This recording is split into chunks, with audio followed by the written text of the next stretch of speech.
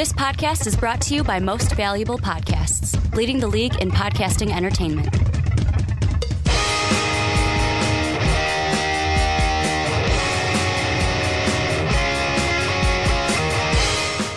What's up, Real MVPs, Ricky Widmer here, and you might be thinking, well, guy, if you're on podcast services around the world, nothing has changed. It just sounds a little bit different because of the audio quality.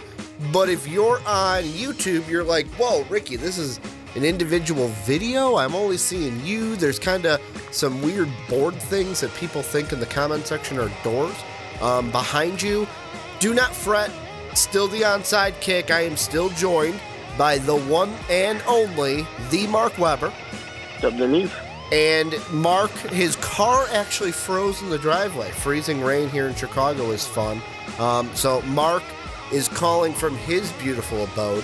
And I'm here in the studio all alone, but still here in front of the camera for you guys. We got a jam-packed show. Going to be looking at free agency, kind of previewing that, predicting where some of the big free agents may go. We're actually going to also take a look at the AAF and give kind of our first impressions and see how long this league is going to last. Does it have any standing power to last past maybe a first season or a second season?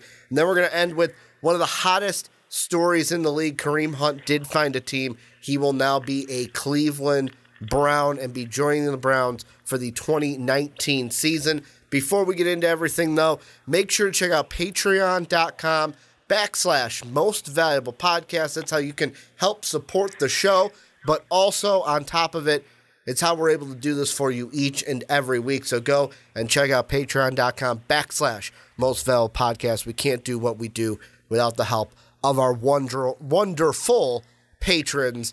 But Mark, let's jump into some free agency, and we're kind of just going to go through a whole slew of guys that are either going to be signable by teams, they're going to be tradable to teams, and kind of give our predictions, kind of see where they are going to go. We're going to start, I know I emailed you kind of some bullet points of some guys. I'm going to switch the first two. I'm going to throw you a nice, easy softball to start. The easiest one, Nick Foles. Where is he going in your mind? Yeah, not too much has changed for me when it comes to Nick Foles. I still think that he is the guy who goes to a team that is ready, quarterback away, one player away from making a shot. And the team that we saw that was one player away, specifically one quarterback away from being able to do that just 2 seasons ago, that's Jacksonville Jaguars. It makes too much sense. It's too perfect. They got to do whatever it takes. Go trade for him. Get Nick Foles. He's a much better upgrade from Blake Bortles. You can actually take your shot in this case. Yeah, and I mean, I throw it up because I knew this was going to be the one out of any of them that both you and I were going to be the same with. To me, this is a Jacksonville Jaguars situation all over it, where they're a team that has the defense, and they are a team that's like, hey, we were just in the AFC Championship game. We have a bad Blake Bortles season, and look at where we at in the top 10 of the NFL draft. This is one where if I'm them, I've got two guys on the mind. I've got Nick Foles. I've got Joe Flacco. And out of the two, which one is more attractive to me? That would be Nick Foles. And I just wanted to throw it out there because I knew both you and I were going to say the Jacksonville Jaguars. Well, let's get into the real ones now. And there's two quarterbacks that we have on the list. One's tradable. One's going to be a free agent. I'll let you pick whichever one you want to start with because in my mind, they're so interchangeable with teams they can go to. Give me what you're thinking, either Joe Flacco or Tyrod Taylor this free agent period. Well, I'd rather start with Joe Flacco because I actually think Joe Flacco and Tyrod are probably in two different categories. Okay. To me, Joe Flacco is a guy where nobody's going to, I don't think at least, I don't think anyone's going to sign Joe Flacco and expect him to sit on the bench. If you're signing Joe Flacco, you're going to expect him to play. Might not be the whole season. You know, maybe you get some rookie, a Daniel Jones, a Drew Lock, something like that. one of those next-tier quarterbacks. Maybe you get one of those guys, and you expect that maybe later on in the season they might be ready, like Lamar Jackson, how he was ready to take over Joe Flacco's job. But I think that's the case for Joe Flacco. He's got to go somewhere where he's actually going to probably play. So for me, when I'm looking at that, I'm looking for teams that can't afford to go draft somebody early. And one of those teams to me is going to be the Washington Redskins. I don't think they really can afford to use the draft capital in that case. They're probably not going to be able to make a trade for like a Nick Foles because they're in the division. So the next best guy they can make a trade for is going to be Joe Flacco. There's a pretty good comparison between an Alex Smith and Joe Flacco as well. I mean, those two, even though they're slightly different kinds of quarterbacks, they both can do a lot of the same things, and they're both kind of same caliber. So I do think that would be a pretty fair trade. And then the other thing you got to think about, the big issue for the Washington Redskins, injury. Mm-hmm. I'm not really concerned, with last year being kind of the exception here. I'm not really that concerned about Joe Flacco getting hurt. Joe Flacco's usually a healthy guy. He'll be there playing for you when you need him. And they don't really have too much capital to move around. They're not going to be able to trade up to, I guess they could trade a lot, but they're probably not going to trade up to the top of the draft to get a Dwayne Haskins, a Kyler Murray or something like that. They're going to be kind of stuck with whoever's left. In that case, you're going to be reaching for one of those next caliber guys. Go get yourself a Joe Flacco. Yeah, he'll be able to play. And the thing that I really like that you kind of brought up, and this is where I feel like Joe Flacco, and this is why with me, the only thing I kind of differentiate is I agree with you that Tyrod and Joe Flacco might be a little different, but both of them could be in a similar scenario. With Joe Flacco, I think you're right. It's a team like, I'm looking at two. I'm looking at either the Denver Broncos or I'm looking at the Washington Redskins. And right now, early on, of course, I'm going to give you guys one team that I think is going to sign him. But, like, the thing that I think with Joe Flacco, and the reason why I'm saying the Broncos or the Redskins, is you hit the nail on the head with the Redskins. They are a team that was cooking with fire with Alex Smith. They were on a roll, probably going to win the NFC East. We're probably going to be a playoff team. He breaks his legs their whole season, or breaks his leg, their whole season goes up in flames. And then you have Denver, where with Vic Fangio coming in and bringing in a new offensive coordinator, what kind of Bronco team are we going to see? Are we going to see a Bronco team that takes a stab at a quarterback in the draft and says, you know what? They're going to sit behind Case Keenum, and we're not going to press this season because the future is we're looking at the future. This isn't a season where we're going to go out and try to like gun-ho and win it. Or are they going to say, you know what? We got Vic Fangio. This defense is still cooking. We got some guys. We can't afford to let another year of their prime, another year of their talent go to waste. Let's go get a veteran quarterback and let's get it done. And I think if it's via a trade, I think he goes to the Redskins. If it's via a signing, because the Ravens could also cut Joe Flacco and then allow him just to sign wherever he's not, I'm going to be bold and say he ends up in Denver. And the reason why I say that is because I kind of have a weird feeling that John Elway is just going to be sitting there and he's going to be going, I tried this drafting a quarterback thing and letting him sit under a guy, and I got burned, basically Paxton Lynch. Joe Flacco is out there. He's a veteran. He can help us win. As long as he comes in, doesn't turn over the football, and kind of does what he has to do on the offensive side and doesn't, like I said, turn over the football, we can win some games with this defense. That's why I'm kind of thinking Denver, but that's also because my Tyrod Taylor prediction is going to play into that as well. I will ask you then, moving on into Tyrod, where do you think he is going to go? So to me, Tyrod, as much as he's going to want to be a clear-cut starter, I don't necessarily know that the NFL is going to really give him that chance. You think about where he's been. For Buffalo, that organization hated him. They wanted to take that job. They benched him for Peterman. I mean, that's a joke. So you have that. You have him going playing for the Browns. What did the Browns do? Number 1 overall draft quarterback. Tyrod is barely playing before it's time for Baker Mayfield to come in and play. I don't think that there's going to be that much different.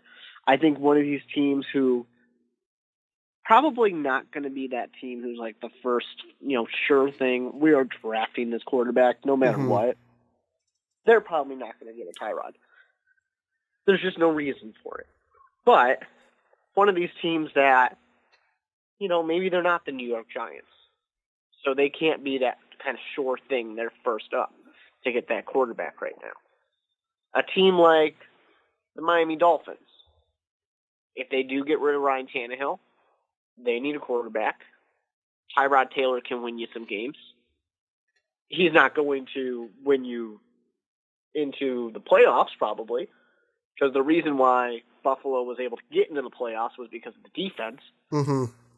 But he's going to not lose you games, which is useful, because it's the NFL. We don't truly tank in the NFL unless you're John Gruden. And even so, in that case, really do it effectively, as effectively as he could.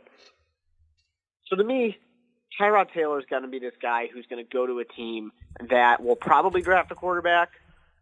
That quarterback is probably going to play, but it's not a guarantee. So we want a sure thing. It's the Mike Glennon to Mitchell Trubisky. It's having that Russell Wilson, Matt Flynn combination where Matt Flynn was supposed to be the starter. Russell Wilson just came in and took it. Derek Carr and Matt Flynn. Like that type of a situation there, where these guys are there just in case plan A doesn't work out or doesn't work out immediately. But we're not expecting to need your services for that long. And Tyrod Taylor is that perfect guy who can be that kind of holding everything in place. He's the perfect guy to mentor a young quarterback. I mean, he's the kind of guy who he's humble. He's got he knows how to be a team player is really what the big thing is. And he's proved that time and time again. So if a team asks him to do that, I don't think he's going to have an issue doing it.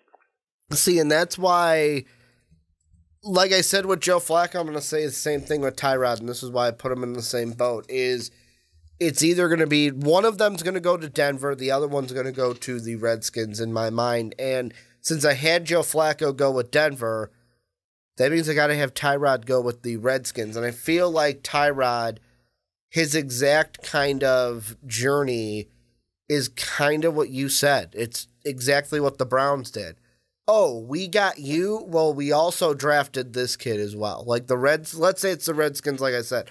They signed Tyrod, and then, we're going to take like Drew Lock, Daniel Jones with the 15th pick. Or, we're going to take a Will Greer or a Locker Jones if they fall far enough in the second round with their 46th pick. And if Tyrod goes to Denver, I think Denver does the same thing. We have Tyrod?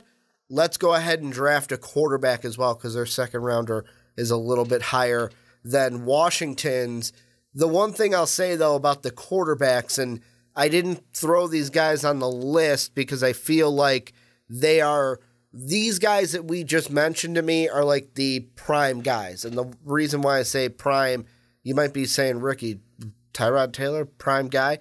It's Nick Foles, it's Joe Flacco.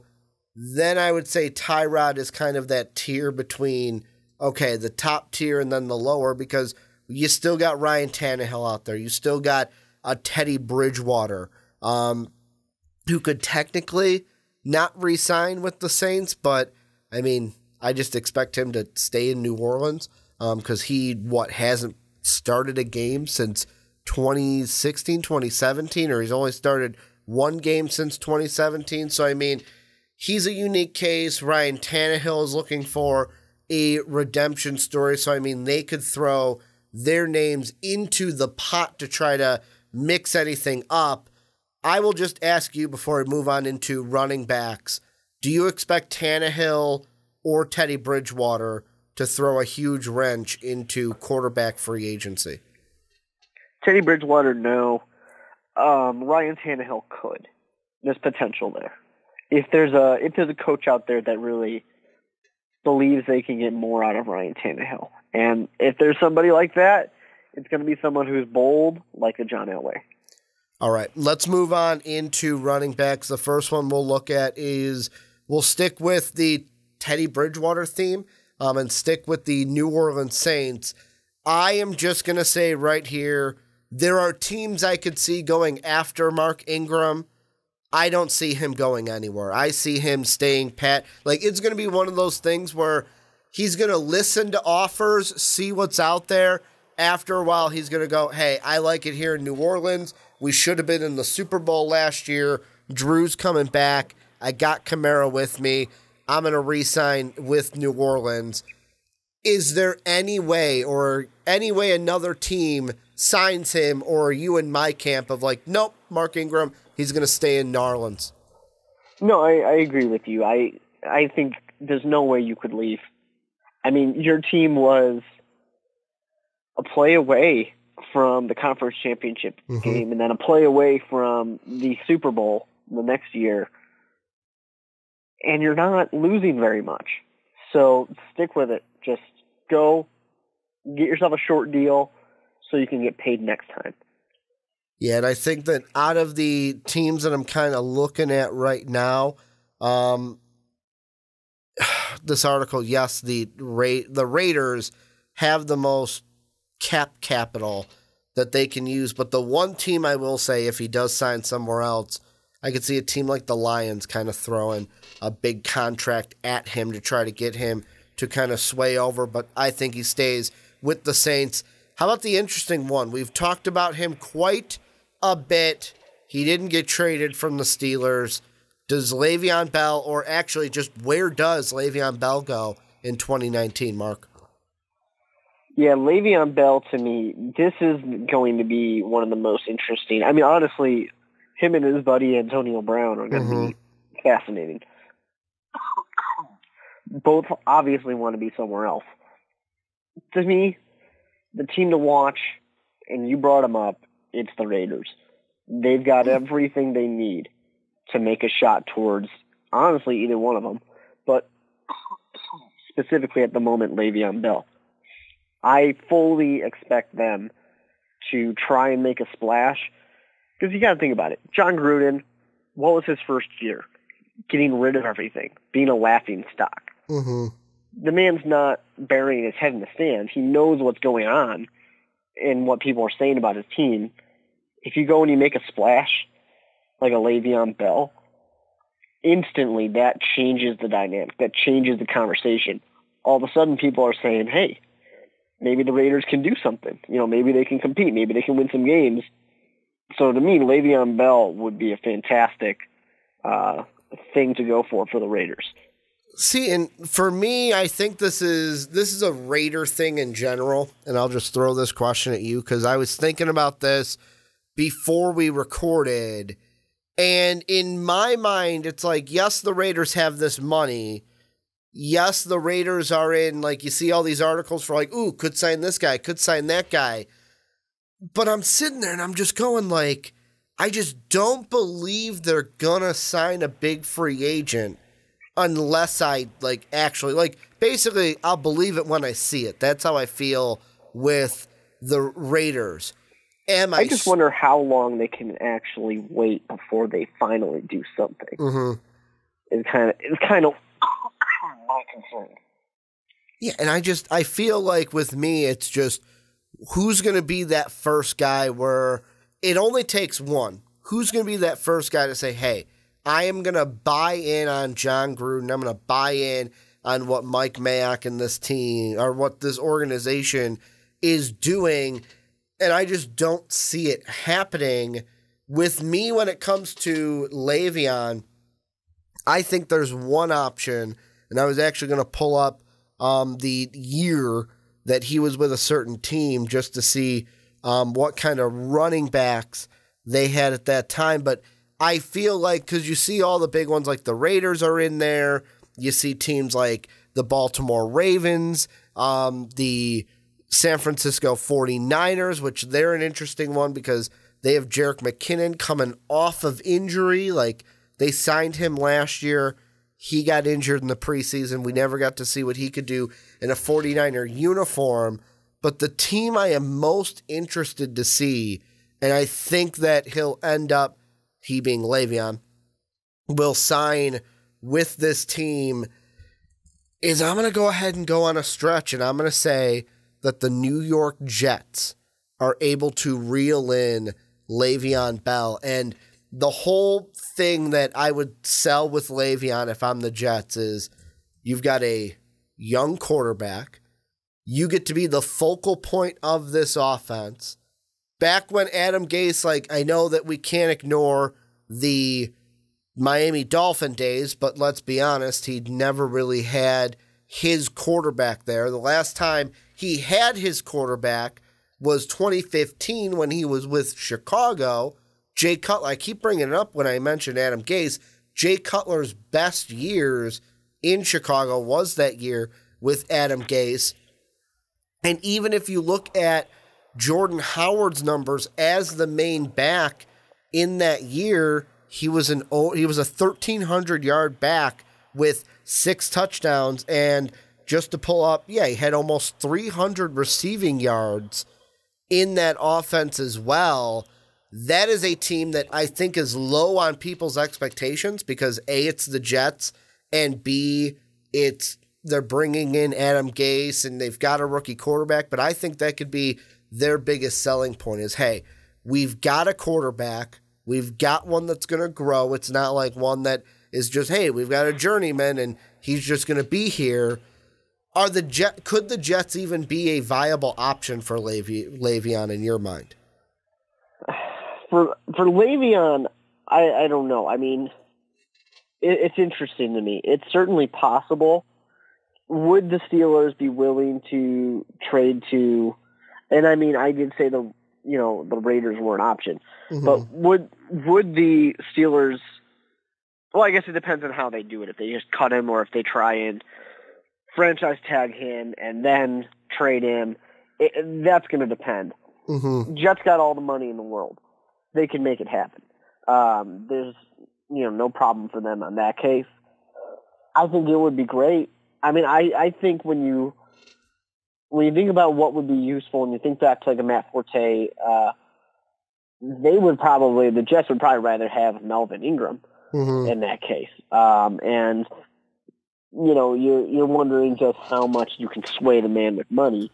But yeah, I mean, certainly the Jets would be a good fit for Le'Veon Bell because Le'Veon Bell will make any team better, especially with a young quarterback who needs some help having somebody to throw the ball to. That would be great because there's an option for you. I mean, he is such a great receiving back. That's a whole extra part of the football game that Darnold didn't have as an option. Yeah, and I mean, the last thing before we go on into receivers is, am I, what's the word I'm looking for, kind of too hesitant to just write off the 49ers, even though they have Jerick McKinnon on the roster and coming off of injury? Like, because you look at most teams now, the Saints, you look at the Bears, how they got Jordan Howard and Cohen. Most of these teams now have two, the Patriots with James White and now Sony Michel. Is it kind of too cautious to say, oh, well, the 49ers, they're not going to sign him because they've already got Jerick McKinnon? I would be surprised if the 49ers did. I mean, I get what you're saying with the 1-2 punch. I mean, that's been a big thing in the NFL for a while. I don't know. That's just one of the ones where I don't really see. I think there's a lot of other things that the 49ers could invest in, and still, as much as a few people out there really love Jimmy Garoppolo. Mm-hmm. You actually see the guy play. I mean, True. And play is what I'm saying for a full time. I'm not willing to say anyone's going to be that excited that one. Well, I bring up the 49ers because I'm kind of I'm doing a little foreshadowing here. Is the first wide receiver we're going to look at is the guy who came out today as we're recording the podcast on Tuesday, February 12th. He came out and said, you know what, I want to trade. I saw a video on Facebook where somebody didn't just light his jersey on fire with a lighter. They threw it into the furnace or into the fireplace to let it burn. And that is Antonio Brown has officially told the Steelers, I would like a trade. And his time in Pittsburgh is kind of officially coming to an end because the Steelers, of course, can choose not to trade him, but let's be honest, you don't want to keep that ticking time bomb on your team once this has happened. In my mind, I think the one team, and I know there's going to be a slew of teams that try to trade for Antonio Brown, but if I am Kyle Shanahan, if I am John Lynch, if I am the San Francisco 49ers, I try to do anything in my power to get Antonio Brown on my team because the best thing that you could do for Jimmy Garoppolo, who, let's be honest, some people overhype him. I might be in that category. There are some people that are going to extremely underrate him, and then people in the middle that just hope he can become as great as what the overhypers are saying. I would do anything in my power to get him a prime number one target in Antonio Brown. And everyone says that, Antonio Brown made Ben Roethlisberger look good and kind of vice versa as well. We don't really know who made who look better in that kind of relationship. Could Antonio Brown be a 49er, or are you going with a different team? Like, no, this team's going to get it done, and they're going to lock down AB. There's a big part of me that doesn't think the Steelers are going to let him go. Yeah, I mean, because they weren't willing to let Le'Veon Bell go. And Le'Veon Bell didn't even play for him last year. And they still were not willing to let him go ever. So there's that part of it. It's a stubborn organization. They want to do what they can do. So there's that. And Antonio Brown is such a talent that, to be honest, if you lose Antonio Brown, that's a big loss for your team. I mean, that's a huge loss for your team that couldn't even get into the playoffs, you know. And now you're going to lose your number one wide receiver, one of your best wide receivers you've had in a long time. That's pretty huge. But if you can get something, if you can get it past the why would we do this stage, unfortunately for me, I mean, the 49ers, yes, I get it. It makes sense. The only other real teams I can think of are AFC teams. Mm-hmm. And then you got to ask, are the Steelers going to be willing to trade Antonio Brown to an AFC team? And not like an AFC team like it's the Raiders, where they're not that concerned about the Raiders making a splash. It's going to be teams that need a wide receiver, the Jacksonville Jaguars. If they get a wide receiver like Antonio Brown, there you go. That's a team that is competing for a Super Bowl again. Well, or a team like the Colts.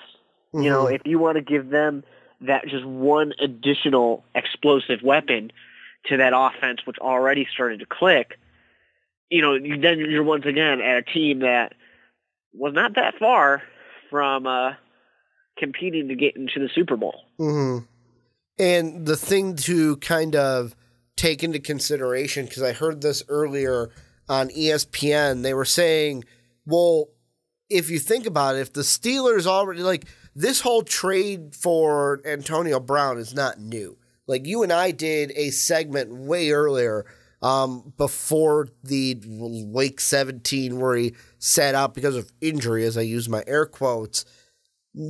If the Steelers had an offer they couldn't refuse, he would already be traded. Let's just put that on the line. But the thing to take into consideration, I got this and I'm reading it right now again from Field Yates, who put this on Twitter. He said, Antonio Brown trade reminders. Number one, he's due $2.5 million in a roster bonus on March 17th. If he is traded before March 17th, the Steelers would absorb a dead cap hit of $21.12 million. If he's traded after the 17th, that cap hit becomes a $23.6 million figure. He's also due $12.6 million in 19, $11.3 million in 2020, $12.5 million in 2021, and he turns 31 this upcoming July on July 10th. He will be a 31-year-old receiver. So all of that is, teams got to take that into consideration. He's getting old. He's going to be due a lot of money in the next 3 years. And then with the Steelers as well, if you're going to be kind of pinching some pennies here, do you want to take a bigger dead cap hit for Antonio Brown by trading him after the kind of March 17th soft deadline? Another thing that I saw on Twitter, of course, this means nothing coming from a player in the league, because players aren't the ones that make the trades. It's the GMs and so forth. But one of the guys to hit him up was Patrick Peterson from the Arizona Cardinals. Like, hey, man, hit me up. Let's start talking. That is one I thought of, like, man, could you imagine if the Cardinals, Cliff Kingsbury comes in, he's got Josh Rosen, they've got Larry Fitzgerald for another year, although Larry Fitzgerald is old in himself. He's still a really good wide receiver. They got Christian Kirk trying to rehab a leg injury from late in the year. If they could get AB, what would that do for their team? But then I think, hey, how about you fix your offensive line before you kind of go? But I'm going to say 49ers get it done. They're going to trade for AB. Did you give a team, or did you say he's going to stay with the Steelers and they're not going to trade him? I'm saying he stays. I don't think the Steelers can let him go. The next one, though, Golden Tate. His contract comes up. The Eagles traded for him, knowing that he was kind of a rental. They might be able to re-sign him. Where does Golden Tate go this offseason? Golden Tate, to me, is an interesting one. He's going to kind of be the hot commodity for a team that doesn't think they'll get something else, if that makes sense. It's not a knock on Golden Tate. Golden Tate's a good wide receiver. Golden Tate is a great wide receiver. He did fine in Detroit. It was surprising that they were willing to get rid of him because, you know, he's done a lot of good things for that team. And he did well, once again, for the Philadelphia Eagles. So ideally, I think the Eagles would love to keep him if they could. I don't know how likely that is to happen. So I do see him kind of moving on to another team. And then I want to look at those teams and say, well, who's a team that really could use a wide receiver who's got some money, who's probably not going to get one from somewhere else. And a team that kind of pops into my mind is the Cleveland Browns. You know, you think about the Cleveland Browns losing Josh Gordon, having a young quarterback, having a good team, having a new offensive system, kind of needing to make that splash to prove that last year after getting rid of Hugh Jackson, it wasn't a flash in a pan, it wasn't a fluke, it's the real thing. And I think that a guy who is as consistent, as stable, as reliable as Golden Tate can be, that is a huge pickup for a team like the Cleveland Browns, who now's their time to strike. They want people to take them seriously. Golden Tate would be a huge addition for them. Yeah, and I mean, the thing that I'm thinking is, with the Browns, like you said, we're going to talk about it later. They had Kareem Hunt. Like, this is, let's strike while the iron is hot, because we had a good, I'm going to say a great season with Baker Mayfield rookie year. Let's just get him more and more weapons to try to make that better. I'm actually going to go with a boring prediction, but before I get into it, I've got kind of two teams. In my mind, it comes down to the Patriots and the Ravens. And the reason why I say that is with the Ravens, you look at it and it goes, all right, we need to get Lamar Jackson some weapons on this team. Like, first, we got to make sure he realizes, hey, you don't have to run. Hey, let's take care of the football a little better. But, like, you look at it. Brown is a free agent. He could be leaving this year. They've got Michael Crabtree and Willie Snead are their top two targets out there. Yeah, they drafted Jordan Lasley, but he's not anything that's going to be a top wide receiver. Golden Tate could step in and be the number one receiver with Crabtree and Willie Snead for the Ravens, plus with Mark Andrews, who they really like. They got Hurst and Mark Andrews at the tight end position to help out as well. I just have a weird feeling, though, that Golden Tate's going to be a New England Patriot. And the reason why I say that is Chris Hogan's a free agent. Gronk is kind of up in the air. Like, I don't think he's going to retire, but at the same time, he could. Like, why not? Like, I think he's not going to retire, but there's also a kind of thought in my head that is just like, man, I could see him saying, yeah, I'm going to retire. And then in April, he's at WrestleMania and he's in an event for WWE and he kind of makes that kind of transition in his life. But I just feel Golden Tate is a guy, the Patriots usually don't go out there and get the prime free agent. Like, they're not going to go out there and try to get an Antonio Bryant, but Golden Tate is a guy that they could get for a cheaper, like an $11 million, that's not really that cheap, an $11 million contract, I'll say. Give him a shorter deal, maybe like a 1 year or 2 year deal, help out Tom Brady after getting off of a Super Bowl season. And I just have a feeling that Golden Tate might be sitting there going, hey, I've played for the Lions. I came over to the Eagles. I was really excited to be an Eagle. We didn't see that season end out like I wanted it to because we lost in the playoffs to the Saints. What a way to kind of like secure playoff success by signing with a team that you're guaranteed to go to the playoffs. You're almost guaranteed to go to the AFC title game.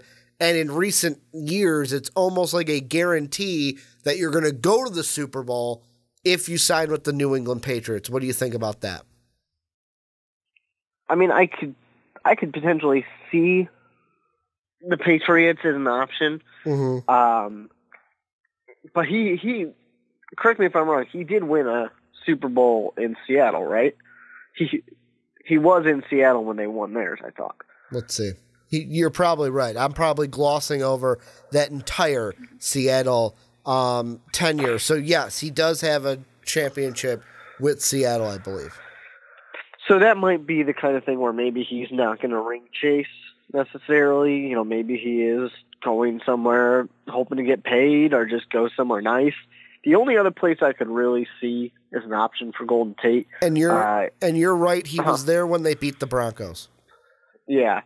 The only other one I can see that would kind of make sense because, you know, this team's got a new offensive mind as well. Mm-hmm. And I say mind instead of coach because the real coach is the quarterback. That's Green Bay Packers. Ooh. They could use a guy like Golden Tate. Golden Tate played in Detroit. Mm-hmm. Not that far from Green Bay. It actually is kind of far from Green Bay, but it's just one state over. He might feel pretty comfortable. He knows the Chicago Bears and the Minnesota Vikings and the Detroit Lions. He knows who he's going to face. So he might be kind of confident, kind of comfortable, thinking, all right, I can do this. And there might be a little added bonus to be like, hey, you guys traded me. You thought I wasn't worth it? Let me burn your secondary, and your defensive mastermind of a coach, Matt Patricia. Let me show you why you shouldn't have traded me. Well, and the kind of interesting thing about that is I was reading articles it was actually about Le'Veon Bell, and they're even a team that people are throwing out to maybe get Le'Veon, and that is a team that I don't bring up, but they need something around Aaron Rodgers. They need to get something to help him, whether it's a wide receiver. Like, I'll be honest, Randall Cobb is technically a free agent, but I think they're just going to re-sign Randall Cobb and he's going to be a Packer again. It's just whether it's like even a Golden Tate, whether it's a guy like we're going to talk about in 2 seconds, Tyler Eifert, whether it's a Chris Hogan, whether it's a Le'Veon Bell, even if they don't get Golden Tate, do you think the Packers are going to get some type of weapon to help out A-Rod? Well, I'm sure they're going to get something. I mean, they have to get something. Let's put it this way. A weapon of like that makes us go, ooh, that could help them. Well, I've mentioned, just as you did, I've mentioned Le'Veon Bell multiple times, not on this podcast specifically, but I've mentioned him as an option for them on our past podcasts, and I definitely think they need to go for something. And the Packers' way is not to make a splash. So historically, no, they don't. But eventually, I mean, you can only do that for so long. You know you're in the twilight years, essentially, for Aaron Rodgers. And the world's kind of turning on Aaron Rodgers a little bit, so you got to turn it back so that way people like him again. Well, let's move on. Let's finish off the offense and then quickly into some big hitters for the defense, because there's a few big hitters in free agency on the defensive side. Very quickly, Tyler Eifert. Does he get re-signed in Cincy? Does he go somewhere else? If you're even the Bengals, do you want to re-sign Tyler Eifert? Because he's never completed a full 16-game season, and he was just on the IR in 2018. Yeah, if it wasn't for that, I would be very inclined to say he'll probably stick around.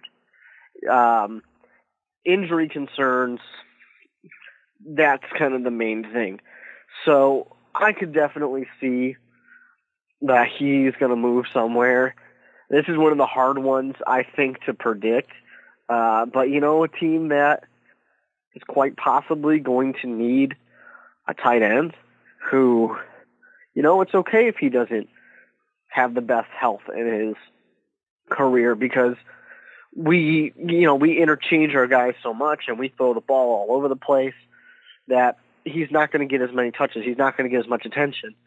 That team, to me, I actually think is the New England Patriots. Oh, you took one of mine. It makes too much sense. Even if Gronk doesn't retire, or is that just a if Gronk retires?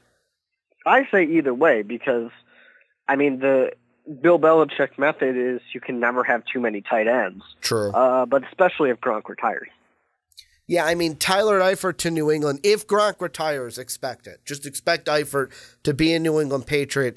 The other one that I was reading about that would be very interesting is I came across this article written by Jim Koch on Raising Zona for the Arizona Cardinals on Fansided.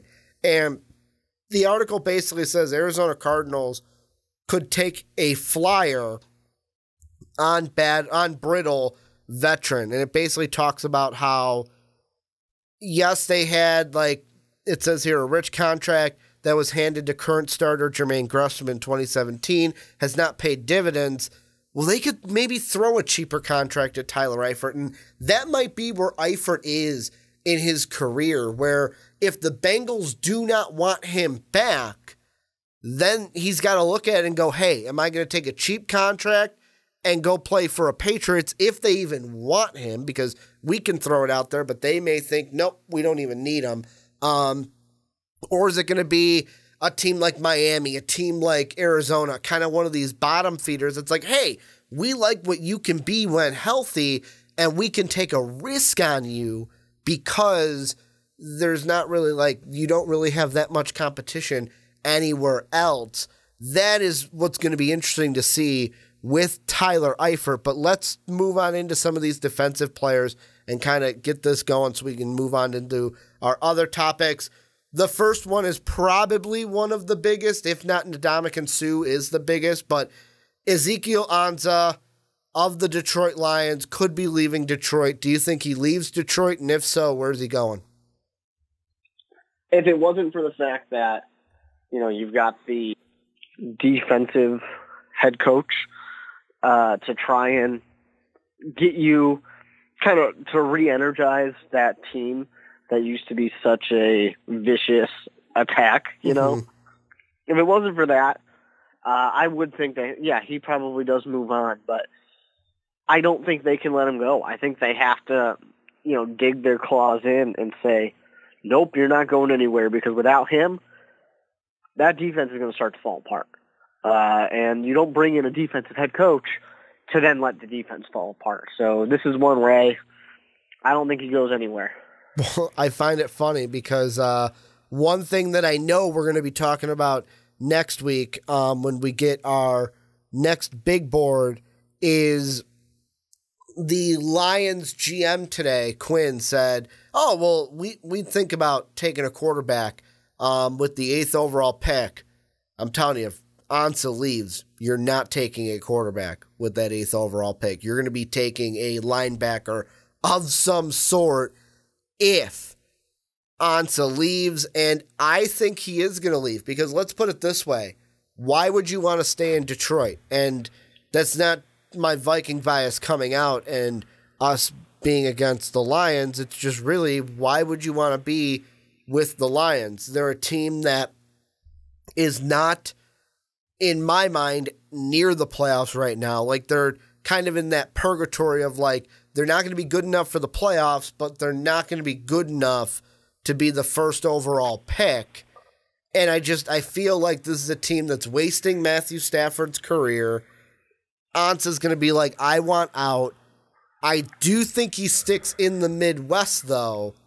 I think he's going to be wearing a different shade of blue and going over to the AFC. Shane O'Mac is going to be happy with me, Mark, because Ansah's going to be a Colt. The Colts are going to make a big move this offseason, getting Ansah on their side. We're going to be talking about it. We're going to be going, oh, wow, what does this do for the Colts? It makes their defense even more legit. Chris Ballard, how did you get this one done? And we're probably going to be looking at the Colts as a possible, not just like AFC championship contender, but maybe a Super Bowl contender by beefing up the defense with Ezekiel Ansah. I mean, it would certainly be huge for the Colts if they did. And I agree that for a guy like Ansah, he probably doesn't want to stick around in Detroit. But ask Le'Veon Bell how that works out. True. Sometimes you don't get a choice. Sometimes you're tagged and you stay. Well, and franchise tagging is going to come up, and I wouldn't be surprised if the Lions go, nope, you're tagged. Exactly. The next one, though, a former Lion, lost in the Super Bowl but played great this whole year, especially in the playoffs.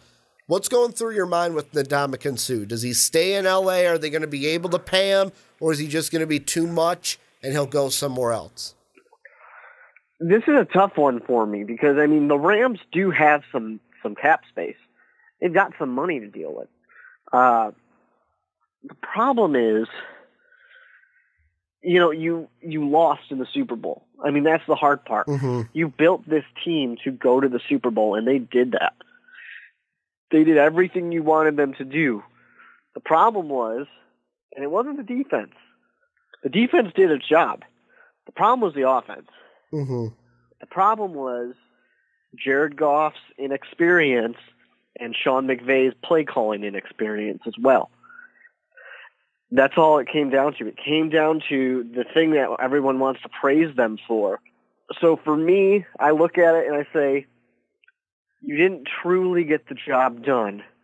And if you truly are going to buy into the Jared Goff is young, we got him on this rookie deal for not very much longer, we need to win a Super Bowl now while we can, because pretty soon we're going to have to start paying people. Ask Pete Carroll and Russell Wilson how that works out after you win a Super Bowl and have to start paying people. So they have to know they have to strike while the iron's hot. Ndamukong Suh is such a deadly weapon out there, paired up with Aaron Donald. I mean, that's terrifying. I think for them, they got to own it up, whatever they can to say, we're going right back. We're going to go back. We're going to win it again. They're going to try and pull a Denver Broncos, but only with one less year in between. Back to back instead of back. That's what they need to do. So they have to bring Sue back. Well, and the interesting thing with Ndamukong Suh is, first off, his age. He's 32 right now, and this past year he made $14 million base salary, about $500,000 signing bonus, so 14.5 cap hit. So if we're going off of, let's say it's a similar deal that the Rams are able to get him, and it's a 1-year deal, that might be the only way Ndamukong Suh stays. Like, if the Rams are able to say, hey, we'll give you another $14 million deal, it'll only be a 1 year, we can get back to the Super Bowl. He might say, yes, fine, I'll stay in sunny Los Angeles. But then you look at the Rams, is right now I'm looking at Spot Rack, and their cap hit right now, or their cap space, I should say, is about 32.5, just under that.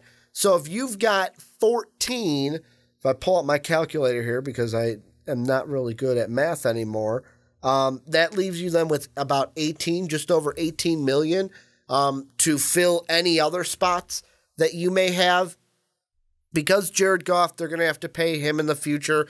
They still have to pay Aaron Donald. They got that whole situation to deal with still.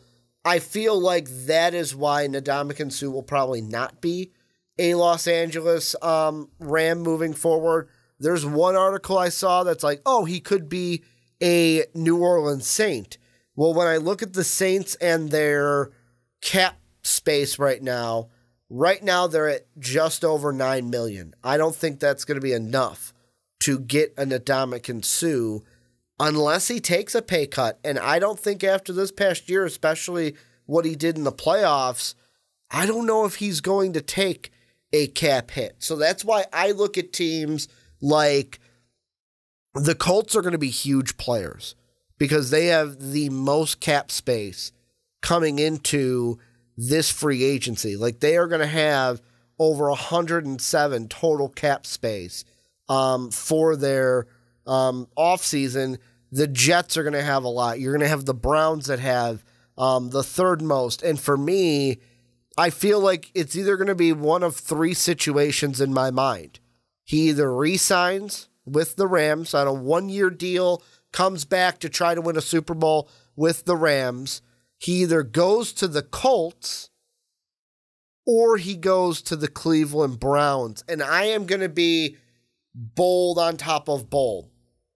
Part of me wants to say, hey, he signs with the Browns and the Browns get Kareem Hunt and Ndamukong Suh this offseason. But I'm going to double dip with the Colts. They have the most money. Go and get Sue. Go and get Ezekiel Ansah. Kind of beef up that defense and go at it from there. Now, the Texans could also be players. There are other guys also, but that is kind of what I'm looking at, is how the cap space could kind of play into the Ndamukong Suh sweepstakes.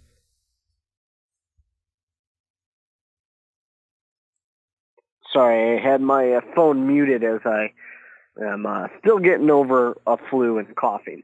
But anyways, it makes sense. I mean, if you can be a team that's got the money to pair Ansah and Sue together, that's huge. I mean, that would be insane. I mean, that's exactly following the blueprint from teams like the Chicago Bears, teams like the Los Angeles Rams, to just build that defense, make it deadly, and let people try and stop you. So yeah, if you could do that as the Colts, that'd be insane. I mean, the Browns could do it too, but I think if you're looking at a team that's got money, the Colts are the team that needs to go for that. Last two, they're both in the secondary. Earl Thomas, last time we saw him, or last memory I have of him, he was on that cart flipping the bird. Who does Earl Thomas sign with, Mark? I kind of want Earl Thomas to follow his buddy Richard Sherman. Go to the 49ers? Yeah. I mean, if you truly are mad about what that organization did to you, go follow Richard Sherman. Do the same thing. See, I'm going to be very boring with this one because when we were talking about Earl Thomas trades, This is a team we talked about. I think he goes to the Cowboys. I think the Cowboys look at it and go, hey, you wanted to come here. We wanted you. We couldn't get a trade with the Seahawks going on. I think they sign I think the Cowboys give him money, maybe like a $40 million over 4 years kind of a deal. But like their players, the 49ers that you mentioned, I'm even looking here, Atlanta could even be a player for Earl Thomas. And the thing that is kind of interesting with most of these players is 29, going to be entering the 30s very soon. So how are you going to, like, let's say that Dallas deal I threw out there, 4 years, 30, 31, 32, you're getting rid of him at 33, which isn't the worst, but how is he going to mature over that contract?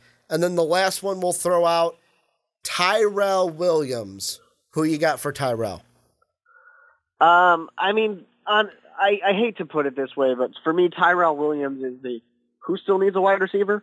I mean, you got better guys like Antonio Brown, who's going to be an option. You've got a guy like Golden Tate, who's going to be an option for these teams. Tyrell Williams is not going to command the same amount of attention and money that some of these other guys will get. And then, of course, you have the draft as well. A place that makes sense to me, Washington Redskins. Mm-hmm. You're going to get a new quarterback. Give him a weapon. Give him something to throw to.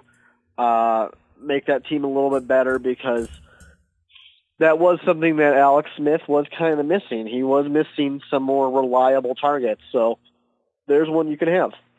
So I don't know why I didn't have him earlier. Like, just kind of looking at it, you said wide receiver, and I was like, wait, what? And then I was like, oh, why didn't I have him earlier when we did the wide receivers? But mine's easy. The Cleveland Browns. Unlike you, where you had one of our wide receiver free agents going to the Cleveland Browns to kind of match up with Jarvis Landry, I don't think they're going to hit with like an Antonio Brown. I don't think they are going to hit with a Golden Tate.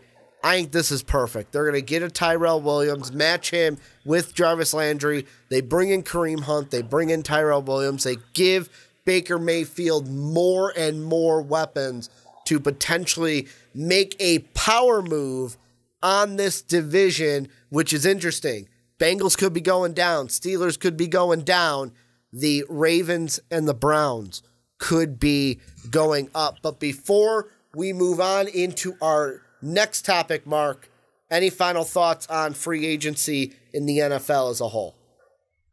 The only other thing I got to say is franchise tags will probably change everything. Absolutely. Absolutely, they will. And it'll be fun to see which of these guys is like, well, they were franchise tagged, so I guess it doesn't matter there. But let us know what you guys think down below. What free agents are you looking at? What do you want your team to do in free agency? Let us know what you think down below in the comment section.